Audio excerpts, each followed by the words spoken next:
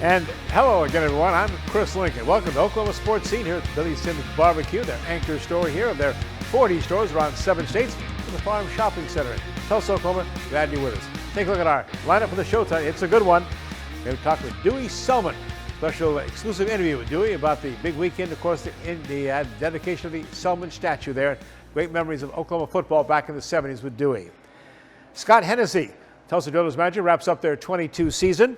Kirk, the undefeated coach right now, the Union High School Redhawks. He'll join us to talk high school football. Jimmy Stewart, not the Jimmy Stewart, Jimmy Stewart, who is now for the University of Tulsa, their mental health consultant. Very interesting topic about mental health with athletes now, something we need to pay attention to. Then Dr. John Balbas from Tulsa Bone and Joint, a special knee surgeon, who's going to talk about his own knee model with us and some special surgery, new special techniques for those with knee problems, and you'll enjoy that, I'm sure, as well. Well, the big story, of course, this past weekend, no, certainly not the football game, the dedication of the Selmon statue, the big bronze on the campus, being the northeast corner of Memorial Stadium. The brothers, who, of course, the best to ever play defensive football at the University of Oklahoma, Lucius, Dewey, Leroy, from left to right. They just lined up like that in the record championship run of the 70s. Hall of Fame coach Barry Switzer treated the fans to the real story of how the Selmons all ended up at the University of Oklahoma. In 1970, Chuck Fairbanks was the head coach. When he's gone today, Larry Lacewell was our defensive coordinator. And we had signed, or had committed to us, the #1 defensive player in the state, outstanding player in the state, the #1 voted player in the state from Midwest City Bombers. His name was Barry Price. Barry Price was 6'3", 240, could run. He was heavyweight wrestling champion. He was heavyweight strength champion. He bench pressed 500 pounds in high school. Everybody wanted him. He committed to Oklahoma. The week of signing date, he decommitted and committed to OSU. There is no one had offered Lucius Selmon a scholarship at that point in time, 1 week from signing date. I'll never forget the staff meeting we're in, and Chuck Fairbanks says, is any player out there that you've seen that you think has a physical ability, the position they're playing, they can play another position, and that would be down, defensive line. And Lacewell said, yeah, there's a guy over in the Eufaula that thinks he's going to be Jim Brown, but he ain't going to be Jim Brown. He's playing in the backfield over there. That has the physical characteristics of could be he can run fast enough, and he would be a super down lineman if he learns how to play down with his hands on the ground. And in that meeting, Chuck made this statement to all the coaches, and I'll never forget it. He said, well, let's go offer him and bring him in, but we won't offer him until we see him, and he's got to be at least 6 foot tall. Am I right? So the Selmon appears, a guy named Lucius Selmon, a fullback, thought he was Jim Brown, appears on our campus a few days before signing date. No one else here but a guy named Lucius Selmon. Well, he sells himself, his personality, his being, his intelligence. He's got me captured. He's got Lacewell captured. But he hasn't got Chuck Fairbanks captured yet, because I asked Lucius, how tall are you? And he says, I'm 5'11 3/4". I said, Lucius, when you meet Chuck Fairbanks, I want you to stand on your tiptoes. I want you to get up on your tiptoes. When you stake your hands out there, you just keep your balance and shake hands with him. And don't spend too much time with him and come visit with us. Well, we had that conversation. He remembers it well. And so that happened, that occurred, and we offered a guy from Eufaula a scholarship named Lucius Selmon. Now, think about Garth Brooks' song, Unanswered Prayers. You know what I mean? I thought about that. Because we lose Barry Price, we're depressed, and all of a sudden we get Lucius Selmon, and we didn't even know anything about Dewey or Leroy yet. So we got 3 of the greatest football players to ever play the game, all by circumstance, just the circumstances of another kid decided he wanted to go to another school, and let's go offer this kid a scholarship. And we were right in every way. This is something that has never happened before in college football. It has never happened since. Three brothers start side by side and were consensus All-American 2 years in a row, each one of them. All played pro football, all drafted, all played, and then became the greatest defensive line in college football, because when they played, we won 54 games, only lost 3 and tied 1. We won 38 in a row, 2 national championships, 2 undefeated seasons. That's what they were a part of. They made that happen. Someone said we were dropping 8 back in the 70s and rushing 3, and someone asked Larry Lacewell one day, says, "Did y'all invent that defense?" And Lacewell looked at him and said, "No, Miss Selmon did." The Selmon Bronzers join an exclusive group of bronze statues on the University of Oklahoma campus. By now, they're celebrating 6 Heisman Trophy winners of the past, along with 4 legendary coaches. Coming up on Oklahoma Sports Scene, we'll also be having a special exclusive talk with Dewey Selmon. You won't want to miss that. Also, big doings at the University of Oklahoma. They had groundbreaking for the new softball complex for the University of Oklahoma. Their championship softball team. It's going to be Love Field, opening for play in 2024. Scheduled to open this in 24 season. Patty Gasso's teams that have now won over the last 3 decades have won 14 Big 12 championships and 6 national championships. The facility will nearly double the seating capacity to 3,000. Includes a 10,500 square foot indoor training center, locker rooms, training rooms, classrooms, and coaches' offices. And Patty Gasso got a nice raise from the University of Oklahoma. She's now over $1 million and has earned every penny of it. Tulsa Oilers football signings announced. The new indoor football league team has their first signee. Start with a quarterback, good place to start. He's James Summers. Played his college football at East Carolina University. Went into the pros an undrafted free agent, but did play in the NFL with both the Arizona Cardinals and the Pittsburgh Steelers. Oilers have also named their first assistant coach to join Marvin Jones's staff. Is John Resiglio. That's the new offensive coordinator for this club. He was the former head coach of the Indoor Football League's champion Carolina Cobras. And the Oilers Indoor Football League team has also announced the open tryouts. They set the date now, October 22nd, be at the Titan Sports Complex in Jenks.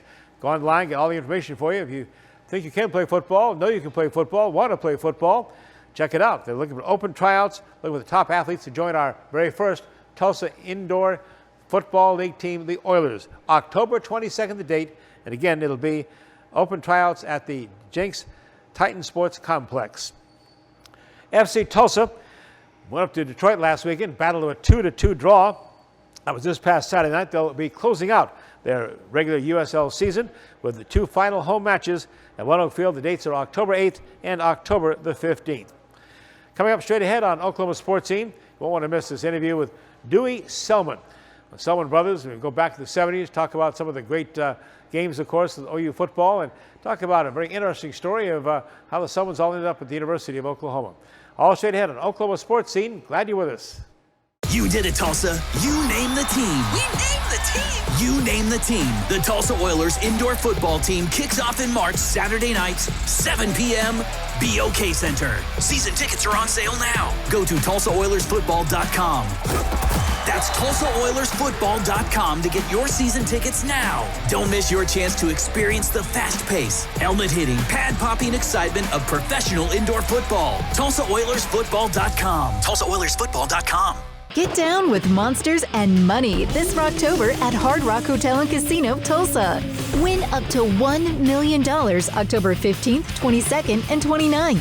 Take a chance and be one of 15 lucky winners rocking their way to the bank.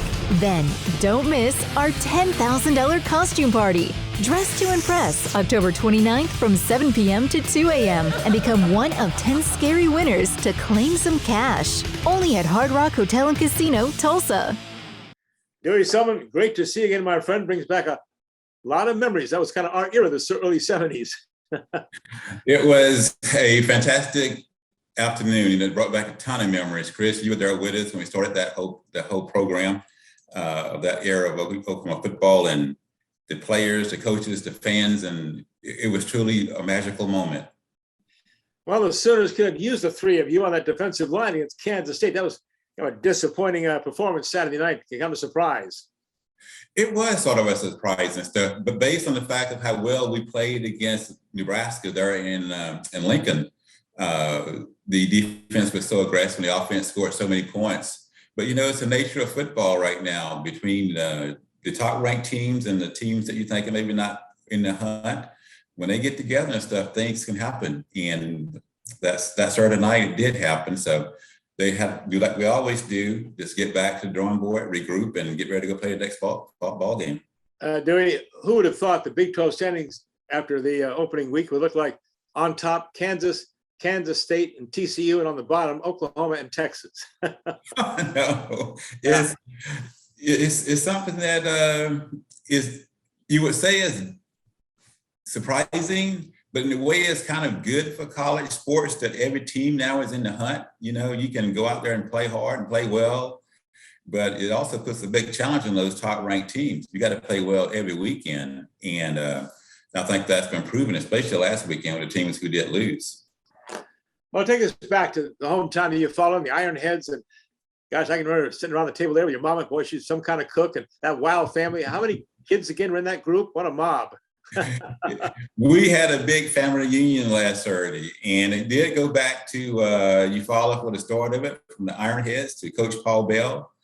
And what brought us to mind, Chris, and you're aware of this as much as anybody, is that 3 young boys on a farm, sharecroppers, and you're given an opportunity because of a sport, and a town embraces you like Eufaula. The people come behind you, they help you along the way.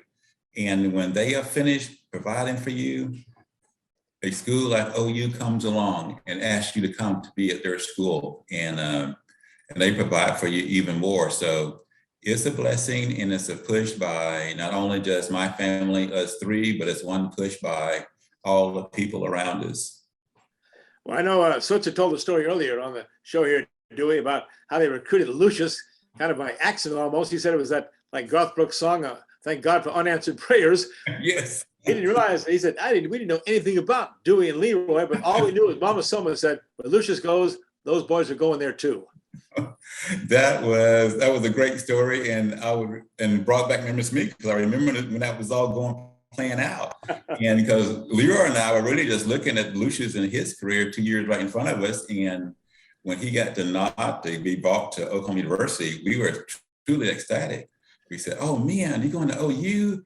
And we started getting the free weekend passes to come up there and watch him play.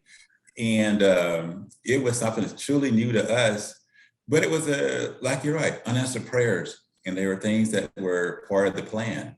And we get here because of Lucius and Coach Switzer, and it comes back to life. We come back to think about it and say thank you to everybody.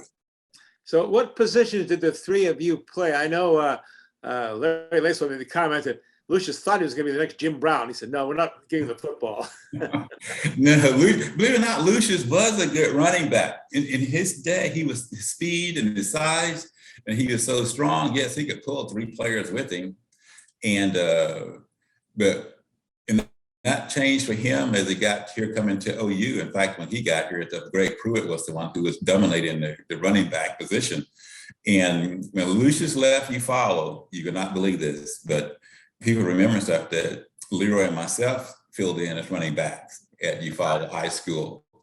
And we thought we were pretty good. Leroy was pretty good. He was pretty good for a big guy.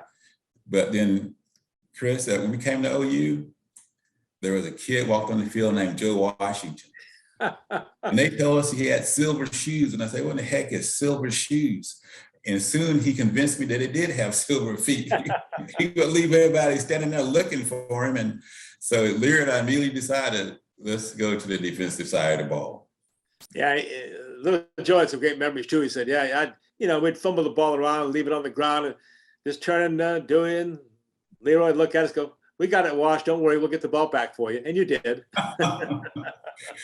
You know what? And I hope people really, I can't pass that along to people so they can really understand it, what it felt like.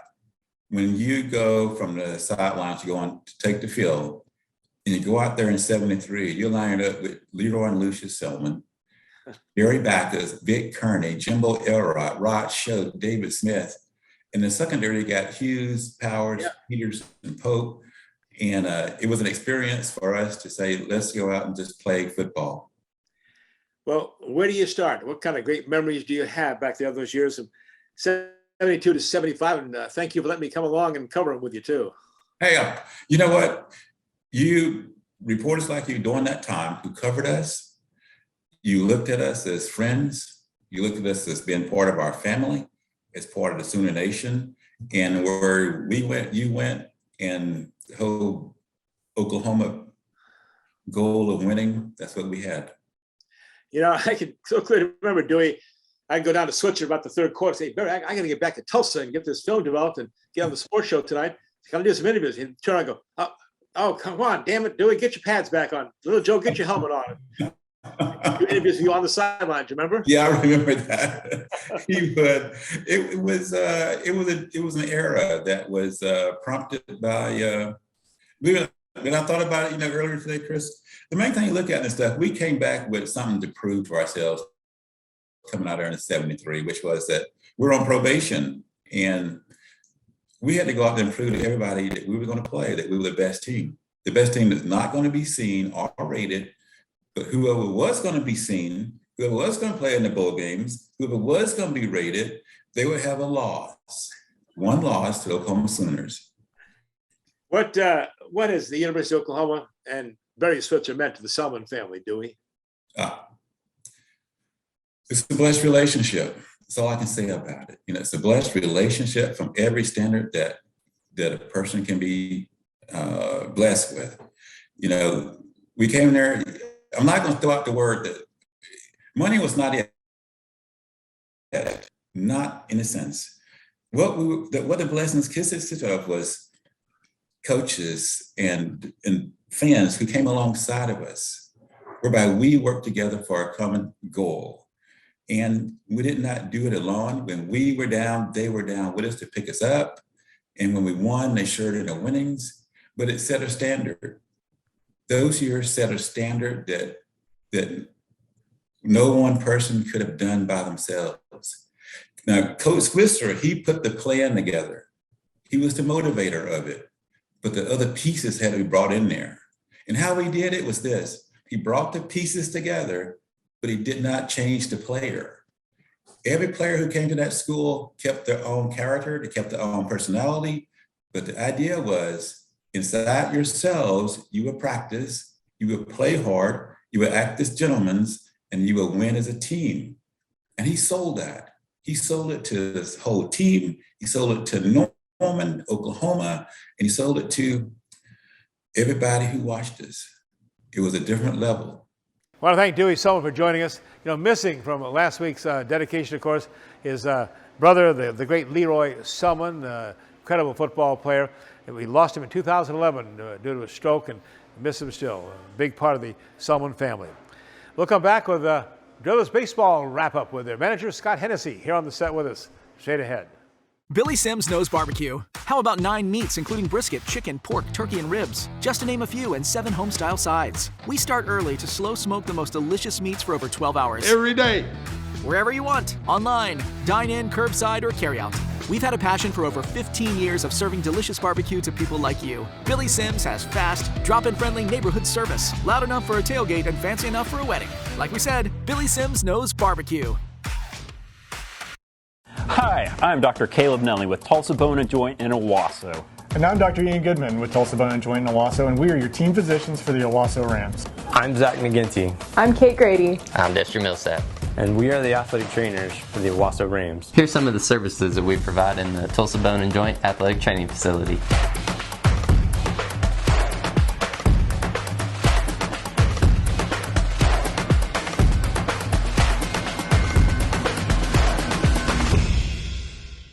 And welcome back to Billy Sims BBQ in the Farm Shopping Center. Good friend of ours, Scott Hennessey, Drillers manager, their championship manager, joined us now to wrap up the 2022 season that, well, I guess it didn't end quite the way we wanted to, but we had a heck of a run, and I even saw the quote in the paper from Barry Lewis. Still a great season. It was a good year. We got the guys out to AAA and to the big leagues that we needed to. Guys got better. The guys that are there now, I'd say 85% of the guys that we had the second half of the season will be back, and they'll be better for it, and we'll be ready to go next year. Great first half, though, with some really good players. Yeah, Michael Grove, we'll talk about him. Yeah. Just yesterday, pitched 5 innings. In the big leagues? In the big leagues. Gosh. Got his first major league win. He started the year there. Yeah. Andre Jackson got a 3-inning save yesterday. He was with us the year before. Kind of had struggled a little bit this year, but figured it out and got a 3-inning save there yesterday. So James Outman, right, who started the year with us, probably was our MVP of the first half. His first at-bat in the big leagues was a home run, and he had a 2 or 3 games stint there where three or four doubles, played good defense. So another guy that got to the big leagues this year, so it was a good year. Pastor, we talked about this with you too. It's got to be a real thrill, not just for the players, but for you to go in and say, hey, pack your bags, you're going up. That's why we do this. Wow. It's the ultimate rush, yeah. Not only for us, but for the player. And I think sometimes we're more excited, and that's why we do this, is to get players better, and that's our passion, and it's pretty neat. Well, a compliment here to Scott Hennessey, our manager, and also to the LA Dodgers organization. Had 5 consecutive winning seasons, and 4 of the last 5 years have been in the Texas League playoffs. Yep. We've had good success. Didn't have good success this year. But like I said, we have some young guys. Guys will be ready, and we'll make another run next year. Wichita was kind of loaded at the end of the season, weren't they? Yeah, they had a really good team. All credit to them. They outplayed us. We were prepared. They were just a little bit better, a little bit more experienced. No excuse, but they moved on, and we didn't. And we'll figure out how to beat them when it counts next year. Well, they might have shot it all against the Drillers here, because Frisco handled them pretty well in the opener. They did. I think it was like 11-3, and that kind of shocked me a little bit because how good they were playing. Now they go back to Wichita. They have home field, and Frisco's got one game to none lead, and they only need one more. So good luck to both of them. Scott, I went down to the clubhouse before the game 2 of the playoffs there. Boy, Coach, that was tough. Losing to Wichita 17-1. He goes, what difference does it make? 1-0 or 17-1, right? That's the edge you're going to have. That's the approach we took. Sometimes it's almost more gut wrenching when you lose a 3-2 game. Oh, sure. But we got our tails handed to us, and I will say this: the guys were ready. The second game, they wanted to win. They didn't want to go home. That's what makes us feel good. Right. Yeah. Because they were focused and wanted to win. We wanted to beat them really bad. Just the cards didn't fall our way. And it's funny, this is the team that led the Texas League in home runs this year. Yeah, I think we hit 196. 196, yeah. Yeah, I knew I'd be close. We hit a lot of home runs, but that's how we play. Yeah. If we hit home runs, we're tough to beat, and when we don't win a lot of games. But that's what we live and die by, and that's what we're going to keep doing. Witchita then was hitting all kinds of home runs. Yeah, even helpless for the dugout. And a lot of have these kind of games where it just gets away. You can sit back. It's nothing you can do. You keep running guys in and out, but it's not going to change. Yeah, the thing about that series is our pitchers threw good. Mm-hmm. But when they made a mistake, they capitalized. Yeah. And we made some mistakes and didn't hit our spots, and they didn't miss the pitch. They didn't foul it off, which sometimes you hope they do. And like I said, give credit to them. And every mistake we made on the mound, they capitalized on. Well, the Dodgers have to be thrilled with the organization, the Tulsa Oilers, everybody there, Mike Malaga, the whole group there, Brian Carroll. They're a great job, and been a great relationship, hasn't it? It is. That's why I love it so much, because like Mike Malaga, Brian Carroll, Jeff and Dale Hubbard, the owners, they want to win just as bad as we do, and you don't get that a lot of times. And they give us whatever we need. They're great. They're always in communication. It's just they're fun to be around, and they're competitors, they're winners, and that's what we like.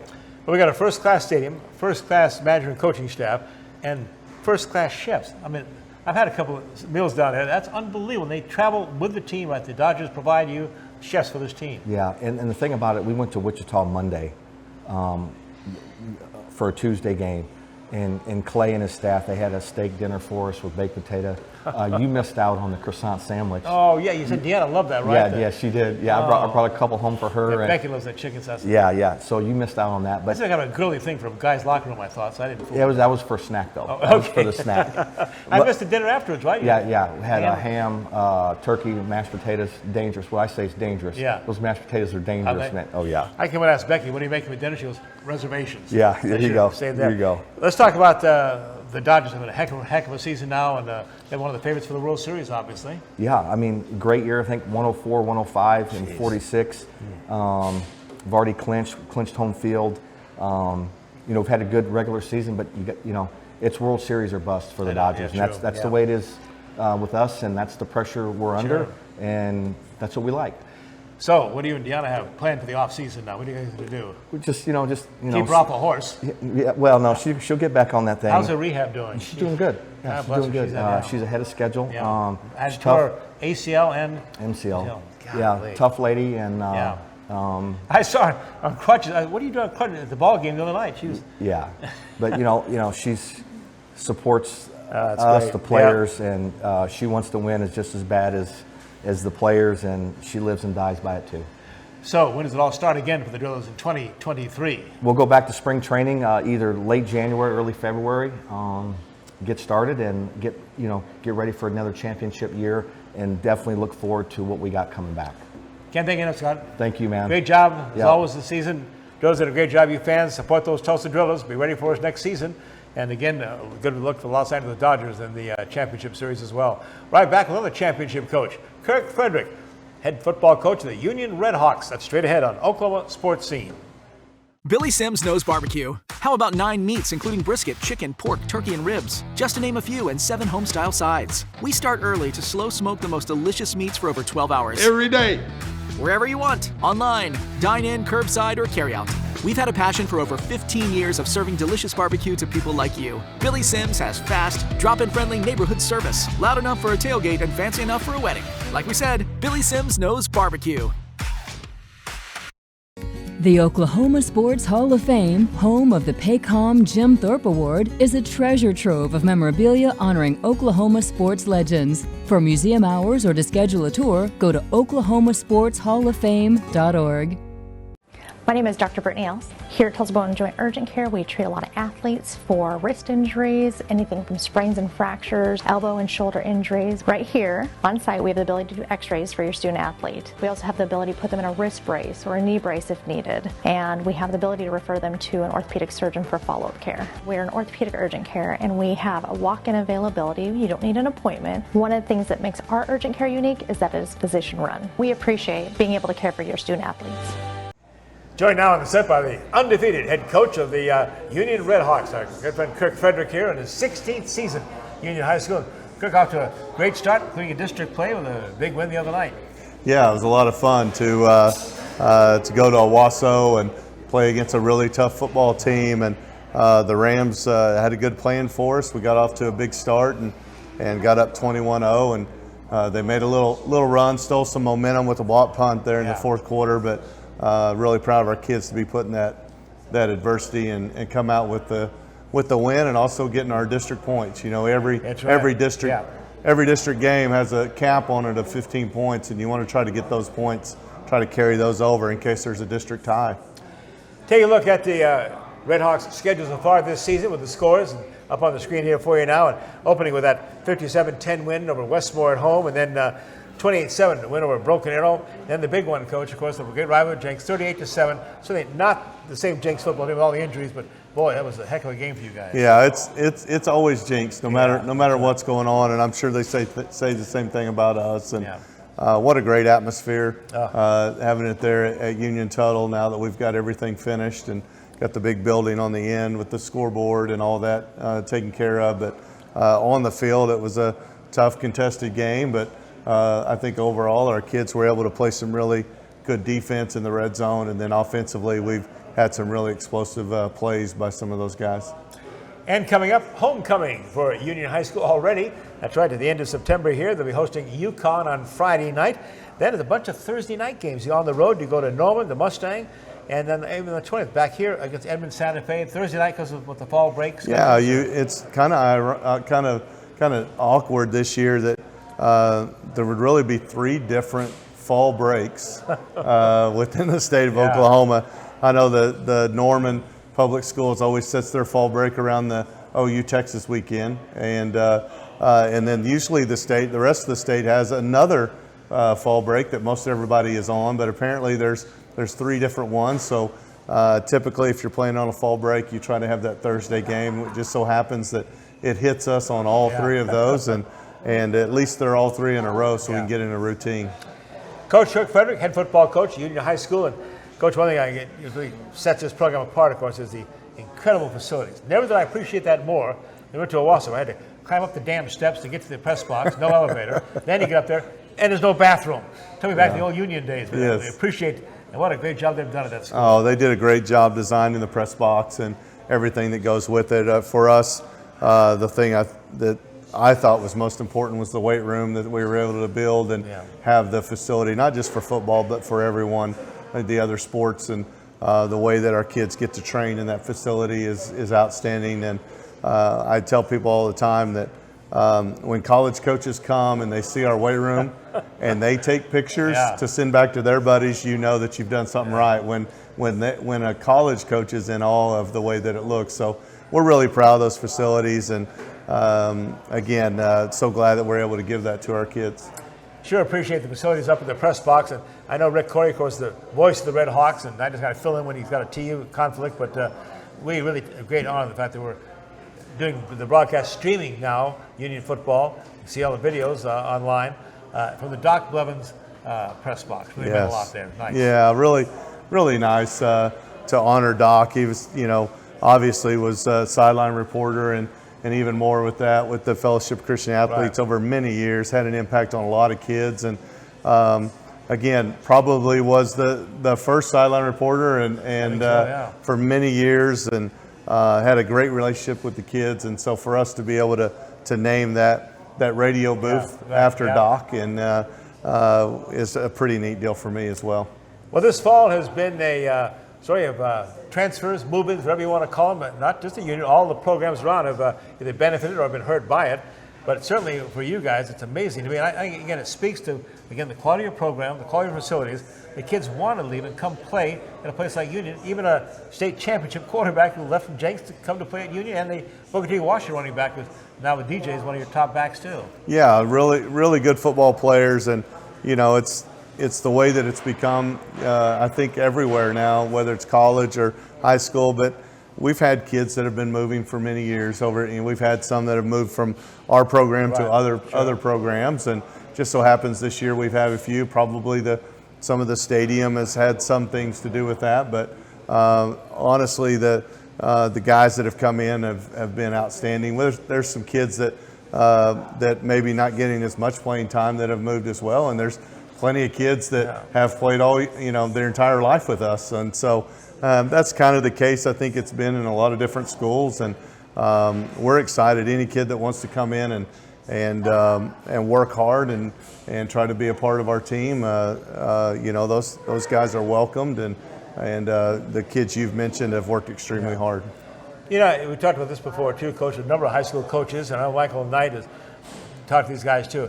This transfer portal at the college level has really had a tough impact on the high school recruiting. You don't see the coaches anymore. Why would you give a scholarship to a four-star high school athlete? You can give one to an all-conference guy in 2 years. So how's it hurt you guys? I think in the past, one of the things that we've noticed is that college coaches will have a tendency to keep 2 or 3 scholarships, maybe for that guy that has that senior year, that outstanding senior year, and they're like, man, this guy really played well his senior year. We've got 2 or 3 scholarships that we have available, and now you're starting to see that those college coaches are maybe holding those more for guys that are in the portal, and the high school players not getting recruited as hard in that senior year.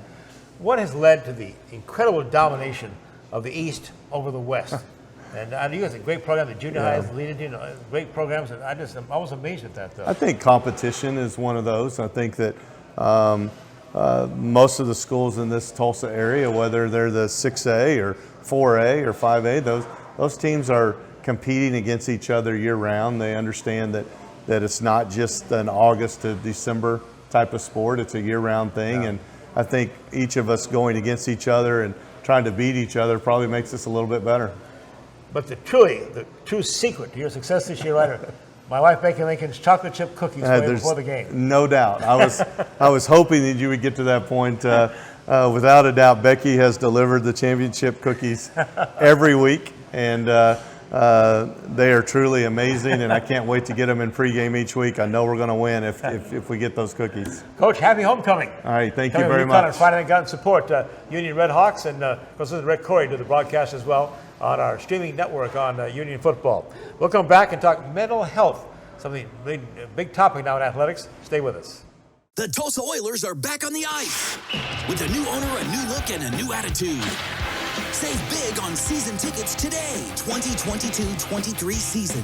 Tickets starting as low as $17 per month. Get your season tickets at TulsaOilers.com. TulsaOilers.com. Experience hard-hitting, glove-dropping, pulse-pounding, glass-rattling kind of thrill. Season tickets available now at TulsaOilers.com. This is your town, your team, your Tulsa Oilers are back.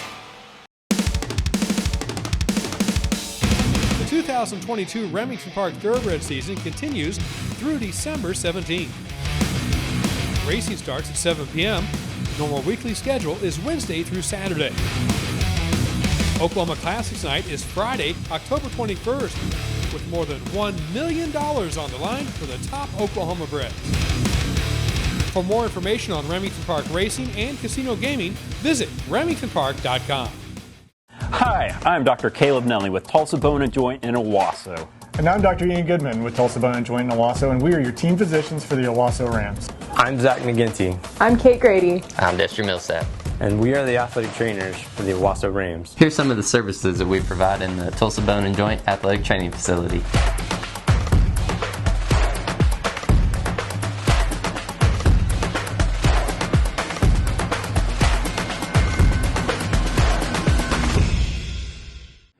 You know, we talk sports, we're usually talking about and focus on the physical, how big, how fast, how tough. Well, the University of Tulsa has brought a different aspect to it, thanks to Jimmy Stewart. Good to have you back first on campus with the university again, former All-American.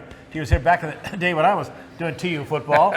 But Jimmy, I think it's fascinating. Your friend Rick Dixon, the athletic director of the University of Tulsa, brought you in to work on the mental aspect of athletics. Talk about that. Well, Rick and I have been friends for 40 years. We played together, and after my playing days were over, I had a cup of coffee. And, I played here and had a cup of coffee in the NFL. Got 4 years in, and after that, I decided a few years passed by, and I decided that I wanted to go into the mental health aspect of things. So I went back and got my master's and became a licensed professional counselor, and I'm licensed in 3 states. And what I did it with the idea that I would someday work with athletes. Yeah. And so that's how that all got started. Give us your background then, after leaving TU, and mentioned working at Colorado State, and also I was fascinated too, in the military. Thank you for your service. Thank you. Thank you. Talk about working with soldiers, the military, and that was during the Afghan and Iraqi wars, yeah. Right? Well, it was a really interesting thing. I became what was called a military family life consultant, and it's a program that the military started to help all of the men and women that were going to Iraq and Afghanistan. And the interesting part of that program was they had a lot of service members that were utilizing going back to war multiple times. Some of these men and women got 10, 12, 13 times. Deployments like that? Deployments. Ooh, and wow. At that particular time in our economy, that's when the derivative markets and housing crisis happened. So people were utilizing being in the military. And so what we saw families disintegrating, and on these army bases, military bases, a lot of these men and women, they didn't want people knowing that they were going to get mental health, so they were worried about their anonymity being broken. Wow. And so they had started this program where a counselor became embedded within the platoons and brigades in order so they could build some trust and know that things could be confidential and the anonymity was not going to go higher up. You've crossed paths a lot with Rick Dixon, our TU athletic director, and including at Tulane, right? We've actually worked with, I hadn't thought about this, but the aftermath of Hurricane Katrina, we all saw the destruction and the physical terror, but don't think about the mental. You had to deal with athletes there at Tulane's campus. Well, when you talk about, when you talk about the stories of Katrina, my wife and I were living down there, and Rick became the AD. Right. And then in 2005, on August 29th, all of a sudden Hurricane Katrina hits, and all of these international student athletes football, basketball, freshmen, all of a sudden they go to 3 days of school. Next thing you know, the city's underwater. And so you had to navigate Katrina. They were at Texas A&M. They moved to Texas A&M, Louisiana Tech. And so Rick enlisted my help as a licensed professional counselor. In fact, my wife and I, we lost our house in Katrina. We never lived in New Orleans again. Wow. So personally, it was a real thing. But it really took a lot of help. I did a lot of groups and individual counseling. Because what happened is a lot of these athletes from Tulane, besides getting displaced, what happened was their sport got taken away. Tulane could no longer keep certain sports, and so they had to tell those athletes, and some of them were devastated.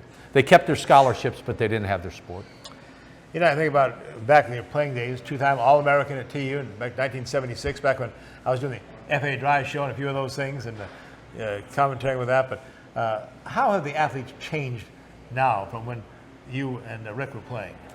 Well, I think acceptance would be the word that I would use. Back then, you know, we were more idealistic. We didn't have as much information to become pessimistic or cynical about reality. Thank God we didn't have cell phones. Thank God we didn't have cell phones. But what I've noticed is that the acceptance part, athletes are privy to a lot more information, and with the NIL and the transfer portal, I believe athletics is in a transition state. Not only the athletic departments, but I think the whole organization, the NCAA, we're all in transition. Well, that affects the student athletes as well. So this transition period brings up a lot of stress, a lot of anxiety, a lot of depression, a lot of loss. And so I think what's happening now is this move towards more professionalism, if you would. That might be a word you'd use. I think what it does is it creates a lot of anxiety for people. Jimmy Stewart, the mental health consultant for the University of Tulsa. What kind of issues are you seeing with our student athletes on the campus? Well, I think the issues don't change as much as how people deal with them. What I've seen is, I mean, when you get to these issues early, like academic issues, transition issues, international students coming over, homesickness, depressions, anxiety, I think when you get to them faster, you know, you have a chance to mitigate certain things and deal with a healing component of those things. When you don't, they tend to fester and foster into bigger issues. And I think nowadays young people are asked to come deal with those issues in a faster, more efficient kind of way. And that's what this embedded model does, is we recognize and then direct people to get help very quickly. We try to normalize it so it doesn't have a stigma around it. And I think that's where we get people in the door. And once you're in the door, people tend to want to migrate towards help. It's getting them in the door that's important. Mental health consultant, University of Tulsa, Jimmy Stewart. By the way, when Scott Hennessey was here earlier, he was talking to Jimmy and says, hey, next season, come to my locker room, talk to my guys, because all phases and all levels. Jimmy, thanks for your good work at the University of Tulsa. Thank you, Chris. So much good to see you again. Thank you. Good to be back with you again. We're going to have now go back to the physical side. We're going to have a surgeon from Tulsa Bone and Joint talk about knee injuries. The 2022 Remington Park Thoroughbred season continues through December 17th. Racing starts at 7 p.m. Normal weekly schedule is Wednesday through Saturday. Oklahoma Classics Night is Friday, October 21st, with more than $1 million on the line for the top Oklahoma breds. For more information on Remington Park Racing and Casino Gaming, visit remingtonpark.com.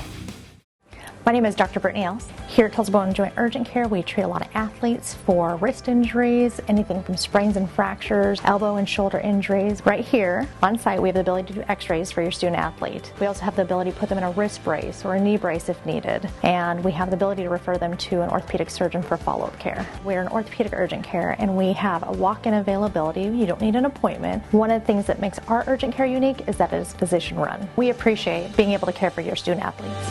Billy Sims knows barbecue. How about 9 meats, including brisket, chicken, pork, turkey, and ribs? Just to name a few, and 7 home-style sides. We start early to slow smoke the most delicious meats for over 12 hours. Every day. wherever you want, online, dine in, curbside, or carry out. We've had a passion for over 15 years of serving delicious barbecue to people like you. Billy Sims has fast, drop-in friendly neighborhood service, loud enough for a tailgate and fancy enough for a wedding. Like we said, Billy Sims knows barbecue. Well, we handled our mental issues with Jimmy Stewart from the University of Tulsa. Now let's get back to the physical. Dr. John Balbas is with us now from Tulsa Bone and Joint. We're talking about, Michael, that our director is saying we've had almost all the body parts so far. Yes. Dealing with shoulders, with hands, and now with the knee. I guess probably the most common injury for athletes, isn't it? Indeed, it is by far the most common knee injuries that we see that require surgery. Now, ankles can be the most commonly injured part, but as far as the ones that need surgery, usually the knees are number one. Dr. Balbas here specializes, as I said, in the shoulder, hip, and knee surgeries. Tell us about your background in medicine. Sure. So I did my medical school at the University of Oklahoma, and then went to the, that's right, sooner. Went to the Chemo Clinic residency in Tennessee, in Memphis. Did my residency there, then did my sports medicine fellowship at the Houston Clinic in Columbus, Georgia. This seems like a science that has just so drastically changed in the last few years, not having to open up a knee and stuff. Oh, yeah. Talk about the difference, how it's really changed. Oh yeah, especially for athletes. What it does is it allows us to do surgeries on patients, and they get back quicker because we're not offending the knee as much. Not as invasive. Right, not as invasive. So the recovery makes it easier. Frankly, sometimes we can see better because of the advent of arthroscopies, because we can look further back in areas that we couldn't with open surgeries. Explain your model here. Sure. What are we looking at here with this model? So this is a right knee. So this is looking at the quadriceps tendon, or the thigh muscles have been removed from this. Right. From this. So you've got the quadriceps tendon. This is the kneecap here, and then this is the patella tendon that hooks up the kneecap to the tibia, the shin bone, and this is the femur, the thigh bone here. Ligaments on the outside part of the knee, ligaments on the inside part of the knee. Now what's the ACL and the MCL? Where's that? So the ACL is, if you bend the knee, we can see it a little better there. The ACL is this ligament right here. These little blue areas are the meniscus, which are the little C-shaped pads that fit between the thigh bone and the shin bone. Their main structure is to help for padding. The secondary is for stability. What's the most catastrophic knee injury you have to deal with? So usually it's a multiple ligament injury, or a knee dislocation, where literally the whole entire knee shifts. Ow. And you get 2 to 4 ligament injuries, and a lot of times they can cause vessel and nerve injuries as well too. So talk about the surgical procedures that correct these knee injuries. So there's, depending on what issues there are, there's if you disrupt one of these tendons, we repair those.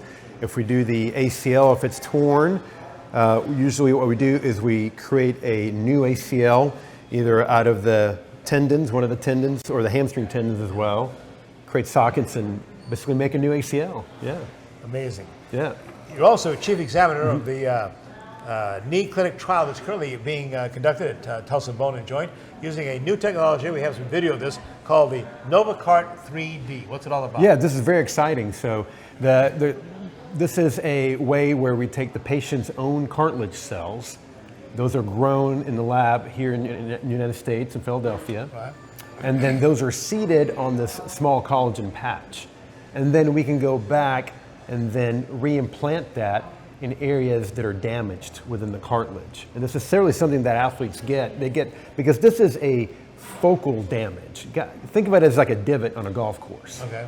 So it's like a chunk that's missing. Yeah. What is that speed up recovery, or what are we talking about? So that gives you longevity. So what we're trying to do here is trying to save the knee from becoming arthritic. Right.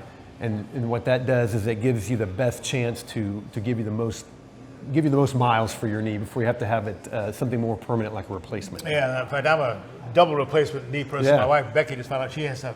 We're getting a second opinion from That's Dr. right. John after this, but yeah. have her knee replaced as well. But that seems to be a fairly common surgery for the older set. It is. I think we're reaching several million a year in the United States. Oh, boy. Yeah, it is a very, very common surgery. I know people say, hey, what is your first impression after it's done? First thing you think about is, why didn't I do it sooner? That's true. That is true. People are concerned about it, and it used to be a pretty uncomfortable surgery. But we've done some things that really help the pain decrease significantly. I didn't have much pain in my rehab and stuff. So I know you do hip, shoulder, knee. Yeah. What's the quickest in terms of recovery and rehab? So as far as replacement, certainly the hip replacement is the quickest one of them all. I think there's just less nerve endings in the hip. You don't have to worry about hip motion as much as you do in the knee. So the rehab seems to be a little easier. I mean, the shoulder is the toughest to come back from. So that one, if you have a rotator cuff repair, which I do a lot of as well too, that one's the one that's the tough one. Yeah. Shoulder replacements are actually easier than rotator cuff repairs to come back from. Dr. John Balbas is also the team physician for the Bishop Kelly Comets there, and talk about some of the high school athletes you're working with. Sure, certainly. So this is my first year with Bishop Kelly. I'm excited. Definitely, I was with Broken Arrow 9 years before that, so I got a chance to work with Andrew Rame, the center for OU, and so he was a great guy. Boy, he started as a freshman. And, he's a heck of an athlete. But anyway, so I did that. Now, first year at Bishop Kelly, where my children go to school, so I'm very excited about that. These high school athletes, I do the union games a lot of times, and I'm just amazed. Look down at my spotting chart, 6'5", 310, 6'4", 280. Oh. The size of these guys, and a lot of these guys, almost all linemen, especially wearing knee braces. That has been shown to decrease the rate of injuries and the severity of injuries. So that has been helpful. What is your recommendation for the weekend athlete, or the guy who still maybe thinks he can be an athlete, to try to protect himself or herself? Work out during the week. Stay in shape during the week. Don't just try not to just do things on the weekend. If you set up a exercise and conditioning regimen through the week, the chance of you getting injured is definitely less. Dr. John Balbas again from Tulsa Bone and Joint. Brought his knee along as a video as well. Thank you for that. Thank you so much. Thank you for having me. Appreciate it. Thank you. We're taking care of mental, physical, and now we're going to go to horses next. Showing the Oklahoma Derby, Remington Park, coming up straight ahead on Oklahoma Sports Scene. All right. Hi, I'm Dr. Caleb Nelly with Tulsa Bone and Joint in Owasso. And I'm Dr. Ian Goodman with Tulsa Bone and Joint in Owasso, and we are your team physicians for the Owasso Rams. I'm Zach McGinty. I'm Kate Grady. I'm Dexter Millsap. And we are the athletic trainers for the Owasso Rams. Here's some of the services that we provide in the Tulsa Bone and Joint Athletic Training Facility.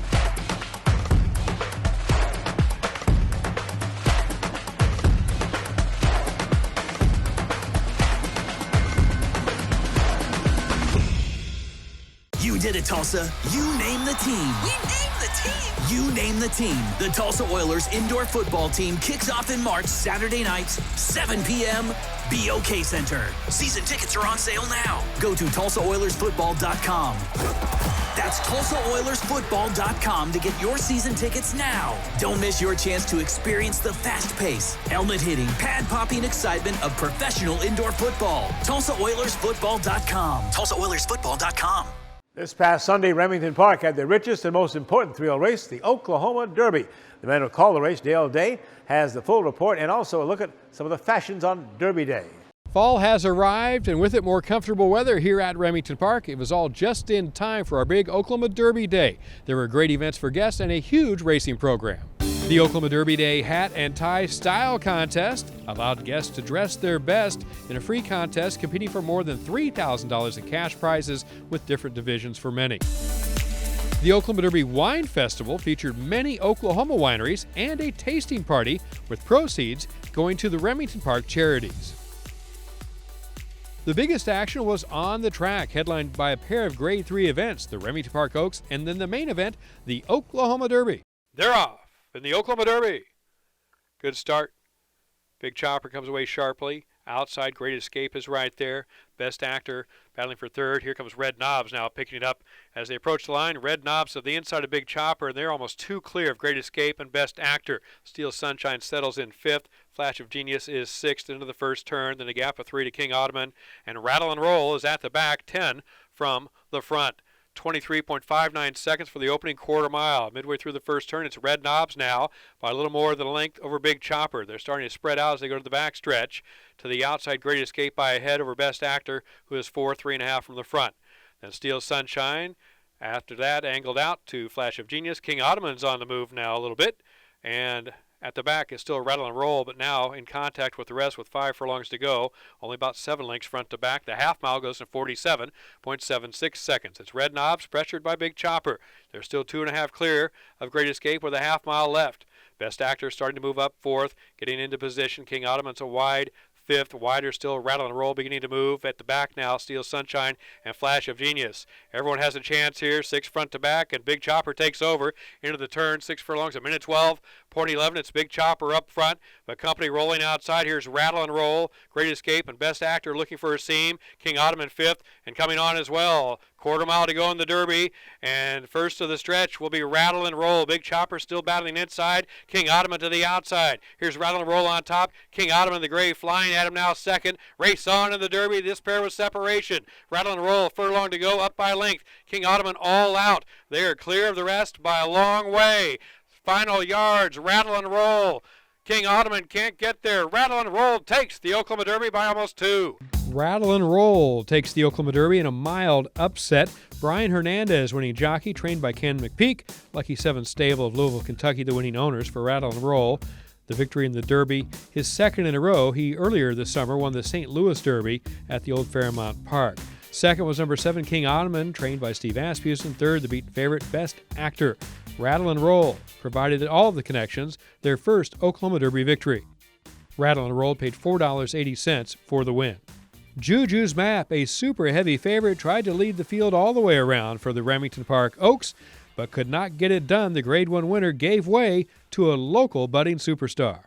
Up the backstretch, the half goes in 49.13 seconds with a half mile to go. It's Juju's Map, pressured up by a half length, but free like a girl right there. Hannah's Heaven moving to the outside. Bionica, Cleopatra's Charge ready to pounce inside. A very close fifth as they go to the far turn. Here comes Hits Pricey Legacy, 4 wide. 5 wide is My Friend Amy. 3 furlongs to go. And up front taking over, it's Free Like a Girl. Free Like a Girl has the lead. Hits Pricey Legacy coming on wide and rolling as they approach the quarter pole. 6 furlongs, a minute 14.15 seconds. Free Like a Girl has the advantage, but Hits Pricey Legacy's right there. Top of the stretch on the Oaks. Hits Pricey Legacy grabs the lead. Hits Pricey Legacy up now by a pair. Free Like a Girl chasing second. Juju's Map trying to hang in. Cleopatra's Charge late in the game. It's Hits Pricey Legacy drawing away by 3. Hits Pricey Legacy is going to go on to win the Oaks. Hits Pricey Legacy in an upset by 2.5. Hits Pricey Legacy, owned, trained, and bred in Oklahoma by C.R. Trout of Edmond. Scores the upset in the Remington Park Oaks, paying $24 for the win. Ridden to victory by Jose Alvarez, it was the 3rd win of the day for C.R. Trout on Oklahoma Derby Day. Hits Pricey Legacy, last year's second in the Trapeze Stakes, is 2 for 2 so far this season at Remington Park and wins her first graded race, taking the Remington Park Oaks. Remington Park will now turn major race focus to Oklahoma Classics Night, the $1 million night of racing for top Oklahoma breds on Friday, October 21st. The racing week will continue Wednesday through Saturday. First race nightly is 7:07 p.m. Central Time. For more information, please visit remingtonpark.com. In Oklahoma City at Remington Park, I'm Dale Day. Now back to Sportscene. Have a great show ahead for you next week on Oklahoma Sportscene here from Billy Sims BBQ in the Farm Shopping Center in Tulsa, Oklahoma. Oilers coach Rob Murray will be joining us here to not only talk about the Oilers, but also preview the National Hockey League starts its season. Next week, also, one of the newest members of the Oklahoma Sports Hall of Fame, Tinker Owens. Former OU, of course, great receiver, an NFL receiver as well. We have a special Zoom call set up with Tinker. And also have a high school coach. We'll be talking with another high school coach to give you some interest in that. And high school football expert, Austin Chadwick of Bike Magazine. He'll be on the show with us as well to talk all things high school football. So join us next week, Oklahoma Sports Scene, for Wednesday, Friday, 10:30, Saturday, 11 p.m. across the state of Oklahoma on Cox Channel 3 Year View. See you next week.